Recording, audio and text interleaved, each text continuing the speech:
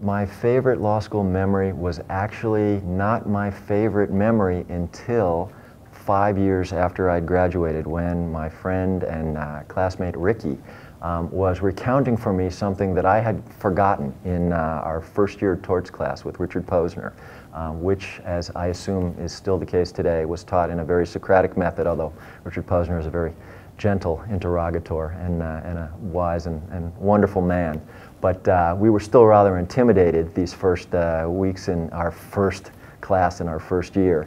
And he asked me some question, and Ricky was recounting this to me 5 years later. It still was something that he remembered. He said, "Posner asked you this question, and I just didn't know what the heck it was, and you answered the Coase theorem.